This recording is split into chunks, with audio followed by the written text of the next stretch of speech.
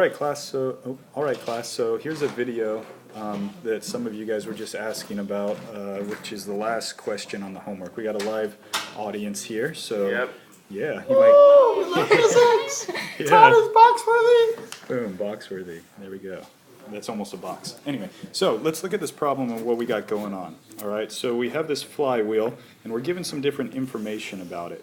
Right, we're told that it has this initial angular speed, in this case, or angular velocity. We're told it's a positive 6.5 radians per second, which is at time t equals 0, which is why it's initial. We're told that we have an angular acceleration, which is negative. So the rate at which our thing is moving, our flywheel is rotating, is going to be decreasing with time. And we're told, let's go ahead and define our initial angular displacement as 0. Then we're asked a bunch of crazy things about this, and so let's look at how we can try to figure out some of those. All right, so in part A, first off, we're asked to determine what is the maximum angle through which it rotates. All right, so there's a couple ways you can kind of fiddle around with calculus and so on to prove this, but really what you can say is if it's slowing down, we know its maximum displacement will occur when it stops moving forward and is about to start moving backwards. And so since you have an initial positive angular velocity, that's going to be slowing down, approaching 0. Once it's at 0, it stops going forward and starts going backwards. So we can observe and understand that theta max will occur when, that's a W, believe it or not an omega, when your omega is equal to 0 radians per second, because that's when you're going to turn around and start going back the opposite direction. So if we look at our equations of motion, we don't know about how long this takes, the time or anything, so we have one equation that's independent of time, which tells us omega final squared equals omega initial squared plus 2 times our acceleration alpha multiplied by theta minus theta initial. And so when omega is 0, theta will be at theta max. So you can just solve this equation for theta max because we know this is 0, omega initial is given, and alpha is given.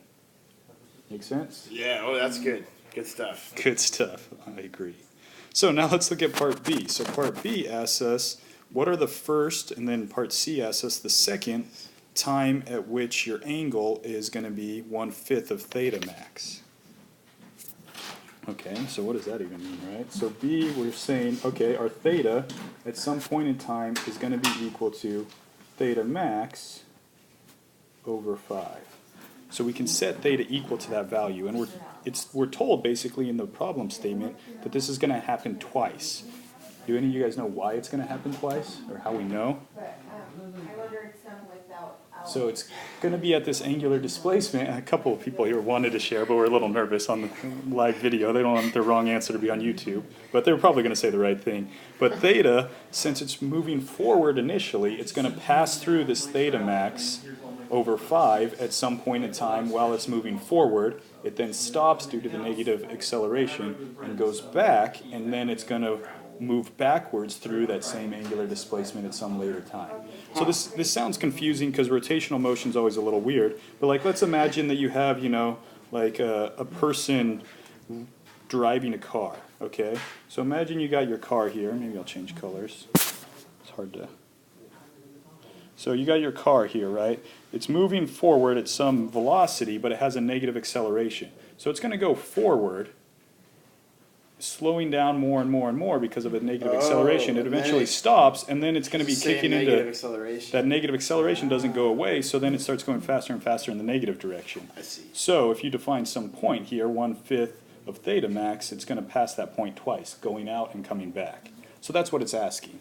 And if we look at our equations of motion, we have one that is a quadratic equation if all variables are not 0, right? And so if we take our equation, theta at some point in time equals theta initial plus omega initial times time plus 1/2 alpha times time squared times time, sorry, my hand is pushing buttons, times time squared. What we see, we can plug in theta as theta max over 5, omega initial is given, alpha is given, we have a quadratic equation. If we solve, we'll get two solutions. We'll get some T1, which is the lesser of the two values would be the answer to part B, and then you'd get some second solution T2, the longer time, which would be when it's moving back through once again. And so, which one do we want? I guess. Both of them. So so let's roll back up. We're asked what is the first in part B here. We're asked what is the first, and then in part C, the second times that you pass through here. So the lesser of the two is going to be your answer to part B. The greater of the two would be your answer to part C.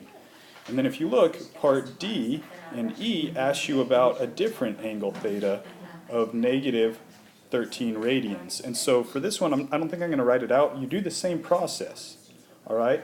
So you're going to use theta equals negative 13 radians instead of theta max over 5 and do the same process. You'll get a quadratic, and you're going to get one negative solution and one positive solution, which are your answers for D and E.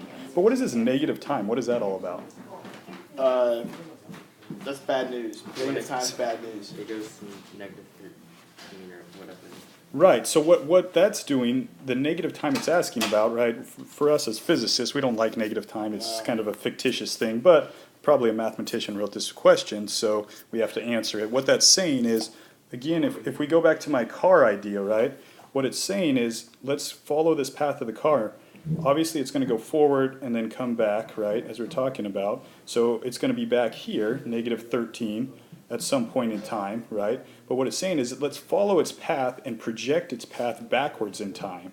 So if it was before it even started, before time t equals 0, it would have been, in theory, back here at some time before when it started.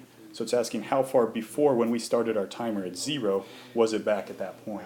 The negative time. So that's what the negative time means. It's tricky, it's weird, but it's really just following the path of the object, right? So we're using an equation to describe its motion, and that motion would project back before what we're calling time t equals 0.